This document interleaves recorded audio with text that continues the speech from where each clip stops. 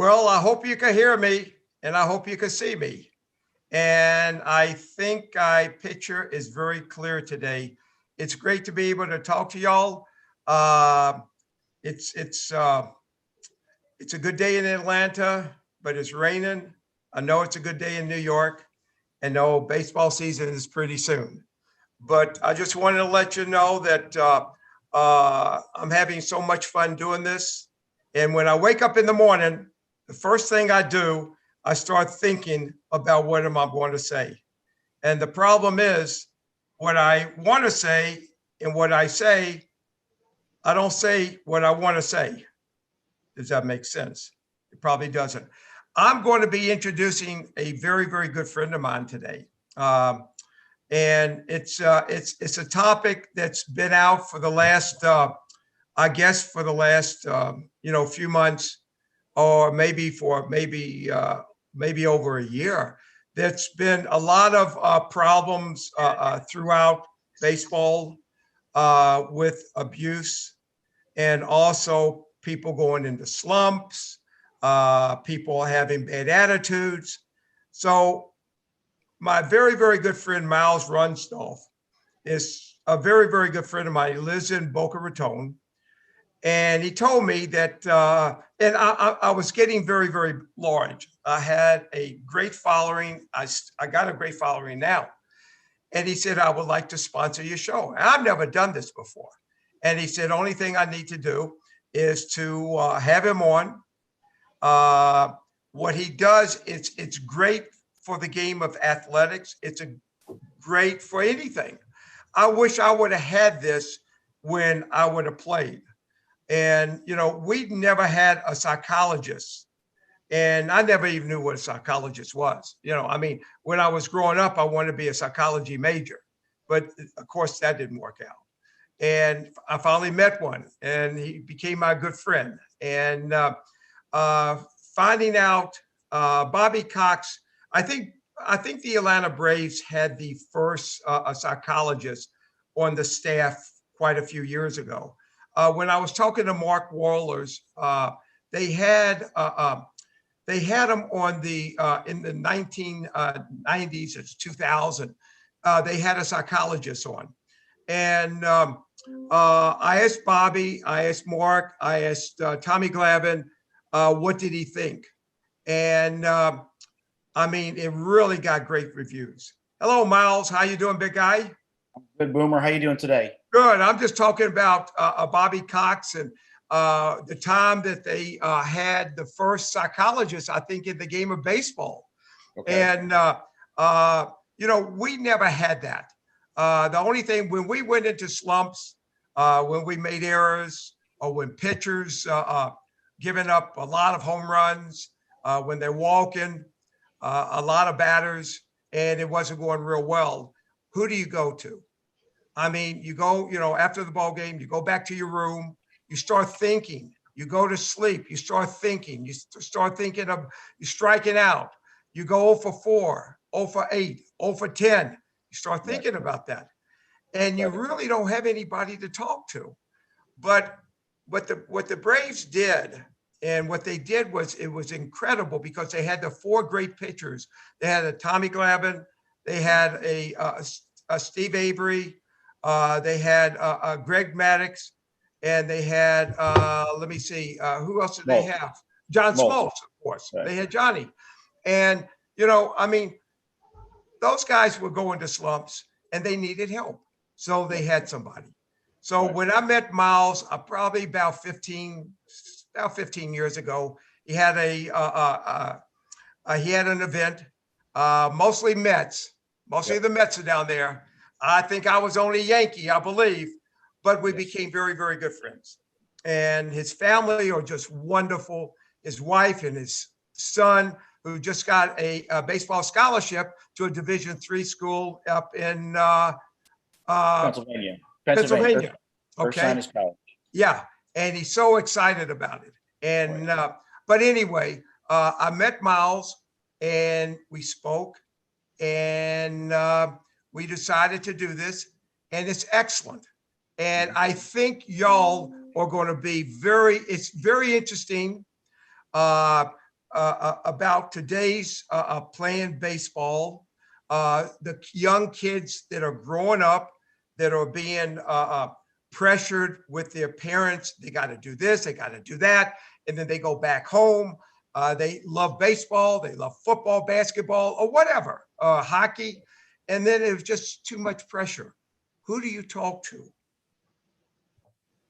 Do you struggle with butterflies before a big game or sporting event? Have you ever worried about choking under pressure or felt the jitters when it's your turn to shine? Do you have concerns about making mistakes or embarrassing yourself in front of an audience? If you answered yes to any of these questions, you might be suffering from what is called sports-related performance anxiety, a condition defined as diminished athletic performances resulting from too much perceived stress. Hi, I'm Dr. Miles Runsdorf, sports psychologist, and one of the things I specialize in is helping athletes to cope with and overcome their performance-related anxieties. Using a combination of behavioral and cognitive strategies, I help the athlete develop the mental approach necessary to compete at optimal competitive levels. For further information, you can reach me at 561-245-1478. That's 561-245-1478. Or you can visit my website at mespsych.com. That's MESPSYCH.com. This is Dr. Miles reminding you to play hard, take chances, give everything, and have no regrets. Oh, can't hear you. He needs to unmute himself. Okay. How did you like that, Miles? Sounds like a professional did it. That was pretty good. Lenny, we have a professional. Lenny, thank you very much. Miles, it is wonderful to be able to talk to a great friend, a guy that I've known for many, many years, that is in a profession that is a necessity in the game of athletics now. Oh, yeah. And the game of life. Oh, yeah. And I appreciate you coming on today. I appreciate you. Fans, I want you to listen to this because, I mean, he's going to be with me for quite a while. I think you're going to learn an awful lot, and hopefully you'll be able to talk to him one day or maybe meet him. And Miles, it's great to have you here, big guy. And I wanted to know, first thing, I just want to know, his son had a game last night. How did they do last night? Tell me, Miles. We first off, thanks for having me on again. It's always great to talk with you, Ron. Last night's game was, you know what, we're a good team, good pitching, good pitching, good fielding. Our hitting has been kind of questionable so far in the short season. We managed to have a great game last night. Definitely a much less skilled team. I think it was more JV varsity than varsity. My son, it was senior night, so he split duties with the other senior catcher last night. Nothing eventful happened behind the plate last night. I did catch a nice, really high pop foul ball, but he got a triple that put the game out of reach at the end of the game. And you know, it's great. It's a little bittersweet because this is our last time. I've been doing this with him since he's 4. He's 18, and we've been doing baseball, like I said, since he's 4 years old, out in the backyard, in the street, and then on the fields and stuff. So it's kind of, you know, this part of it's coming to an end now. You know, he's going, like he said, he's going to college next year. He's going to be playing baseball, getting a great education at Ursinus. Really, and to me, I mean, being someone who's overly educated, you know, academics are very, very important to me, as they should be, I think, for most people. You need a great academic foundation for success. But in terms of my son, I couldn't be more proud of the work that he puts in, the mental toughness he exhibits. You know, as an athlete, as a senior who's undersized, you know, he gets overlooked a lot. So he's got to be tough, and he's got this little chip on his shoulder where he wants to prove people wrong, which is a great mentality to have. I mean, he doesn't get down on himself when he doesn't do well. He just kind of wants to keep getting better. I still video his at bats and his catching, and he always wants to learn and get better. So, like I said, as a father, I couldn't be more proud of the time he's put in, the effort he gives, and you know, the sacrifices he makes. You know, his friends go out and hang out and do stuff, and he'll go out hitting at night at 9 o'clock at night. So, you know, it's something he just wants. I wish his academic performance in school was, he put in the time like that there too. But you know what? You can't win every single battle. I'm just very proud of him no matter what, though. Well, you should, Miles. I remember when he was just a little boy. Yeah. And now look at him. And that's what you call success. And, an apple doesn't fall from the tree, but look at you. You have helped him. He's going to an outstanding college up in Pennsylvania. He gets to play the sport that he loves, baseball. And I mean, he keeps loving it. But see, the problem, a lot of the parents, and you're not the type of parent like that. You always take care of your son. You always mentor your son. But you see a lot of kids nowadays from the younger ages. When I go see my grandkids and when they play, they play in T-ball. And, when they're down in Florida and when they play T-ball, they under so much pressure also. And you have the parents are screaming at the kids and they love it. They put their little hats on. They got their little uniforms on. They play with the tee and stuff and they hit the ball. They run to first base. And when they make an error, you see after the ball game, the father or the grandfather will come up to the son and the grandson and say, why didn't you do this? Why didn't you do that? Right. And, that's putting a lot of pressure on the kids. And, my parents really, I don't know. I don't think they ever did that. I don't remember that they did that, but I see that now. Yeah. And I see the kids under so much pressure and the older kids. And when they reach a level 12, 13, 14 years old, Mal, that what they do is they take lessons after lessons after lessons, and the parents spend money after money. And the parents live their life through their son or their daughter, because it's just not just boys are playing. There's girls are playing softball, tennis, lacrosse. It's just so much pressure. When you have a client like that, Miles, and when a girl comes on and when they are having, the problem stems from athletics and it goes into classrooms, what do you actually do? How do you, what do you say to the kids? How do you make them, make them relieve not to be under so much pressure? Well, first, I'm not perfect, and I appreciate you saying what you said about me, but I used to put a lot of pressure on my son. I did. And I learned when I stopped coaching him at about age 12, and I got to look at it from a different perspective as a parent. I got to see the effects of what I was doing. Now, that's about 6 years ago, and I've made, a 180 turn on him, and I give him all kinds of support now, and I give a lot of constructive criticism. We do a lot of videoing. So we don't say, hey, why'd you do this? I say, look at what happened here. What could you have done better, kind of a thing. So, personally, I've become a better parent, a better coach, a better father, better sports psychologist, just because of my own experience of probably putting too much pressure on my son early on.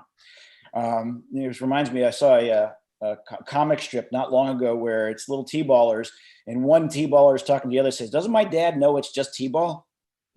So what would I say? I would say to the young athlete, if their parents are going crazy, giving them too much pressure, I would teach the athlete first to focus on what they can control. They can't control their parents. Their parents are going to say what their parents are going to want to say. And that's just it. I'm not saying be rude or disrespectful. I'm saying, listen to your parents. But in the end, you've got to focus on what you can control. You've got to trust the process, trust the training. You've got to personally learn from both what went right and what did not go right. Obviously, you want to keep doing whatever worked. You want to keep doing that and make it better. But what's not working is, let's say you're striking out, or you're going into the slump, or you're throwing the ball and you're making errors. You've got to look at the technique maybe and say, okay, what do I need to improve upon this? The other aspect is what's going on in your head while this stuff is happening. Are you anxious, nervous? Are you putting pressure on yourself? It all comes down to you focus on yourself. You focus on the process. You focus on what you can control. And, you take what your parents are saying with a grain of salt. I mean, they're doing it because they love you. They have high expectations of you. But you know what? Maybe they're not realistic expectations. We all think that our kids are going to be the next Derek Jeter. And I mean, when I started coaching, 8-year-old kids, I had 12 kids who wanted to be shortstops, and it's just not the case. They're not all going to be the shortstops. You need pitchers, you need catchers, you need first basemen, second basemen, and that works its way out over time. The most important thing, I think, honestly, especially when it comes to youth athletes, is to have fun. It's a game. It's just a game. There's no real life consequences on this. If you hit a home run or you strike out, you know what? You got to go home. You got to learn from it all, and you got to move on. It's a game, and it's fun. And even though the baseball today has changed in terms of professionally, it's still a game, and it's still a great sport, or softball, or whatever. And it's supposed to be fun. It's part of your youth, part of your childhood. Life gets too serious, after college. It gets so difficult that this is a golden opportunity to just enjoy yourself, for the good or for the worse. Have a good time. And you know what? There are instances where I have met with parents, and I'm working with a team right now of youth athletes, 11-year-old team. And it's a really great team, but there's a lot of pressure to succeed. Not from the coaches, from the parents, because they won a few championships. The parents expect it all the time now, but that's not realistic. I mean, there's a lot of good teams out there. And as we know, especially with baseball, I mean, failure it's paramount. It happens more than anything. You get 3 hits and 10 at bats, and you're a star. Yet it's those 7 at bats you're making out where a lot of the parents are, why'd you swing at this pitch? Why'd you swing at that pitch? Sometimes we have to, honestly, there are times I have to deal with the parents and talk to them about the pressure, the expectations, and to kind of like, let them play, let them just play. I have when I go to batting cages and when I look at kids and the parents are, they got their trainer right next to them. It's just like professional baseball. I mean, when we played baseball. Okay. Nowadays, these guys got their own batting instructor. They got their own pitchers that throwing BP to them. I mean, it's just so much. And it's, it's computerized. I mean, they look at all this stuff and, I see all these, not a lot, some of these trainers you'll say, I'm going to videotape you. Right. I understand with all this analytical stuff, but I don't think mentally myself, I could have done that. Okay. My mind did not, it's just focus on, seeing the ball swing and to hit it. And nowadays it's, you got to launch, you got to do this, you got to step this, you got to do this, and mentally prepared. And, for a game, and I hear parents in the background with their kids, remember what their coach said to you. Remember what your trainer said. You got to do this. You got to watch your hands. You got to do this. How can a mind, I had a hard enough time putting 1 and 1 together and to listen to all this, all these people behind me, it's very difficult. And, you could see nowadays, Miles, in professional baseball, with all the analytics, as soon as they take BP, they go down and look at computers. And they go in slumps and then they go into another slump. And, hey, it's not easy, big guy. No, you're talking about the slumps. People tend to overanalyze what's going on. I understand the analytics today, and I miss baseball the way it used to be, where there was strategy and the manager would come out and he use his gut feelings about changing a pitcher or leaving a pitcher in or pinch hitting this guy or something like that. So, that's a whole nother conversation we can talk about, and I'm sure we can. But when it comes to, you raise a good point. So let's say it's during the game and you have the parent yelling out reminders. Okay. Honestly, once the game starts, and in fact, I'm being a former coach, I am offended when a parent tries to step in during practices or a game. To me, don't do that. It's my time. You're in the stands. You do what you got to do. Okay. You be the parent. Now, during the game, and there's many times I've seen it, I've been doing this for years, where a parent will yell out, like you just said, advice. Remember what Coach so-and-so said about your stance, or, don't tip your pitches or this or that. During the game, during the practice, during the game, I tell the kids, ignore your parents, and in all honesty, if they're hearing and focusing on what their parents are doing, they're not in the moment and they will not perform well. And it's just going to become a downward spiral. So when you're playing, you got to be in the moment. You got to tune all the extraneous variables out. It doesn't make a difference to you. It's only going to hurt how you perform right now. You need to be able to perform, especially in baseball, because the failure rate is so high. You need to be able to perform with free and clear up here. If you have distracting, what I call brain chatter, just the constant conversations in your head about what I should do, what I can't do, am I good enough? All that stuff is going to signal the end of whatever sport you're doing. You need to be free and clear up here, and you need to learn to ignore, like a duck. When it rains, the duck's in water, but it doesn't get wet because the raindrops roll off their feathers. That's one of the things I teach youth athletes is let all the other stuff roll off your feathers. Your parents are yelling and screaming, do this, let it roll off. Focus on the task at hand. Stay in the moment. Focus on your goals. And again, like I said before, go out, try your hardest, and have fun. Give me a bat. I want to hit. Miles. I want you to meet somebody. Okay. I want you to meet John. Okay. John. Hey, how you guys doing? Let me tell you about this guy, Miles. I met this guy how many years ago, John? About 15 years, about 20 years ago? Yeah, probably in between 15 and 20. I met this guy up in Cooperstown. He's from upstate New York. He was working in Cooperstown at a place called Seventh Inning, okay? And we talking, and I'm a young, not a young kid. I'm old, but hey, I'm sitting there with all the Hall of Famers. And I think John was sitting with Ozzie Smith, I believe, and Ozzie Smith had a contract to sign with Seventh Inning for quite a few years. And we talked and we became very, very good friends. And let me tell you something. This guy with memorabilia knows so much. And you know what? He's a major Met fan. He's a major Doc Gooden fan, because him and Doc, y'all like brothers. Y'all done so many stuff together, haven't you, John? No, look at this. I know Doc. We talk back and forth. He's just a great guy, and I'm really a Yankee fan, but I know Miles. All right, I you're like the Mets that. fan. Listen to that, Miles. But yeah, Doc's a great guy, and Seventh Inning. I had a great teacher. Vin, Ron. So I learned from one of the best in Cooperstown. So he's the one that developed all those relationships where put me in the situation. There you go. Put me in the situation, to get a chance to meet and talk with all these guys, do business with them. So it was awesome.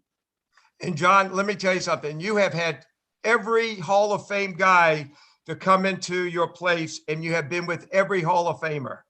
And, and John and I, we kept up close, after our career, because John just moved down to the Orlando area, and yes. He wanted to get out of the major snowstorms up in the upstate New York area, and we've been talking. And once I got into social media, I asked John, will he be involved with me? Because he's a guy that knows all about this. I don't know about memorabilia stuff. And John is going to be talking for a few minutes about what he's going to be doing for me, because let me tell you something. I am not organized. I'm telling you right off the bat. Sure. I'm getting a new computer in the next few days, because number one, my lights on my computer and my lights and my phone goes off every 2 seconds.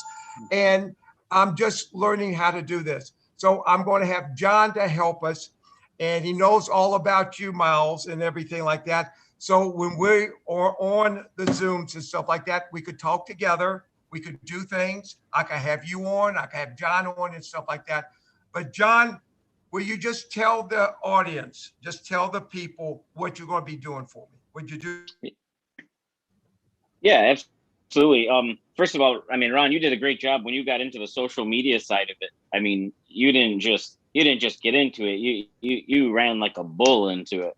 honestly, you've probably haven't really seen anything like it, just because you're following, and the way you connect with your fans is just awesome. So what I want to do on my end is what I think you want to do also is I want to be able to bring your memorabilia to your fans. That the hardest thing for a fan to do is connect with someone that's their idol, that they like, that they love. And it's hard for that fan to connect with that person, and that person being you in this circumstance. And I think it's awesome that you're right there in front of them, and the average guy, the average kid can turn on your Zoom and turn on your Facebook, and here you are, you're right in front of them. So I think it's important that we get this stuff to them, and have the ability for them to send us stuff to have you sign it. Well, soon we're going to be coming up. We're going to have some stuff for sale for people to buy, and we're not talking major items. We want to give everyone a chance to get involved with owning a piece of memorabilia. For example, I just got in about 300 baseball cards, and these are all yours. These are all of you.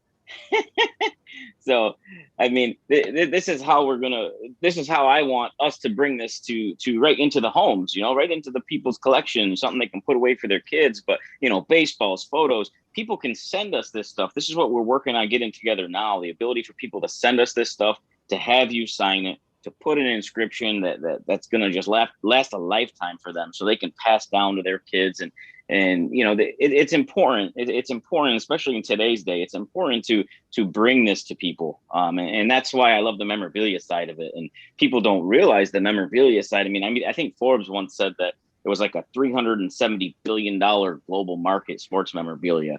So I mean, it's huge. It's huge, and I just think it's awesome that we're going to be in this situation where we're going to allow people to enter it on this side, just easy. You're right here. I mean, it's amazing. They turn on the computer right here. They can get it. They can get a hold of us. I'm tagged in the Facebook stuff, so they can get a hold of me, send me the message. I'll arrange it. I'll make it super simple. And in the coming weeks, we're going to have stuff that they can actually just go online, buy, and ship it to them, ship it to their friend, their son, their cousin, right to their house. Not even have to worry about it. Just tell us what they want, tell us what they want to say, and it's there. It's at the door. See, the good part about it, I screwed up the game of baseball in 1973. And 48 years later, and Miles, I know you probably don't like it, but the DH is there, and it's there to stay, and it got to be universal. And, but unfortunately, not yet. But eventually we will. After 48 years, it has to come back. But anyway, what I have done throughout my years, I became very, very good. Well, all these guys are very, very good friends at the stadium, all the clubhouse guys. I get a lot of stuff from Yankee Stadium, a lot of stuff. They send me stuff. I had to purchase some stuff and everything like that. And I have been keeping it. And I said, you know what? All my kids have all this stuff. What I would like to do, and through John, is I got shirts, I got T-shirts, I got slip over jackets, I got really nice stuff. And, and they send me this stuff and I say, okay, all my kids have it. Now what do I do with it? So John and I was talking about maybe I might have some fans out there or people that love baseball, and they can have, get a jacket or whatever. We could ship it to them, and they could bring it to a stadium and get it signed. And, and I could sign it first or whatever, or maybe they might want to wear it. But it's something that we're talking about doing. And also my books. And I want to tell the people right now, okay, I'm not the most organized in the world. I told people to send me books, okay? But I'm going to have to organize it with John, because I'm going to have a lot of books that I'm going to be having, and I got to organize this. This is me, very disorganized. Look at all those books there, and I got them shipped to people, and I don't know where to ship them to. So I got to get organized with this. But John's going to help me out. And I'm going to probably have to go to Miles, and Miles is going to have to help me out, because I'm going to have to, my mind's going to be fried. But also, okay, John, and John goes by, you go by on the Facebook, John Francis. Am I right? Correct. Yep. John Francis. And I'm tagged in the post. They'll see my tag. They can reach out to me they can get a hold of me in any way. And I really hope when you upgrade your computer, you upgrade to the iPhone world. No. John, tell them about, because tag, being tagged. I have no idea what you're talking about. It sounds like I'm being tagged, like when you're a young kid, I tagged you. I have no idea.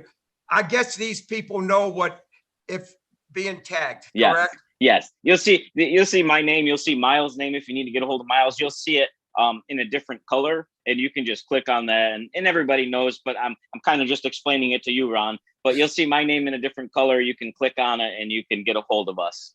Thanks, big guy. You know what? And hey, we're going to have, I know that Lenny's going to have to go back to work. I'm going to have to do some stuff that I don't know what I'm doing, but I just want to, I was going to tell my fans one thing.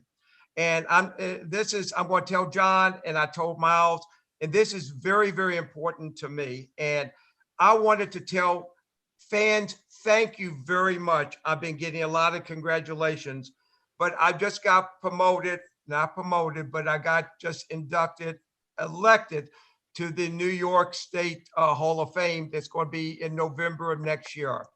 And it's not because of me, it's because of my fans. And I wanted to bring these out. And my wife, I asked my wife, should I say this to my fans? And she said, yes. I said, I feel like I'm bragging, and I don't want to brag, but it means an awful lot to me.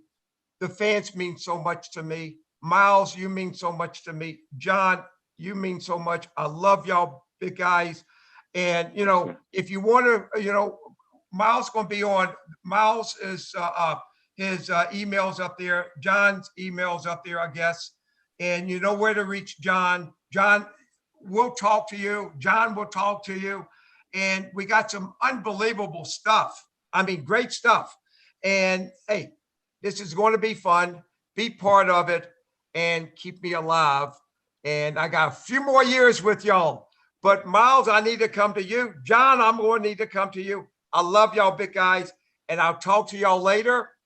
And Lenny, again, thank you very much for doing this. And Joe Garrido, thank you very much. Thank you.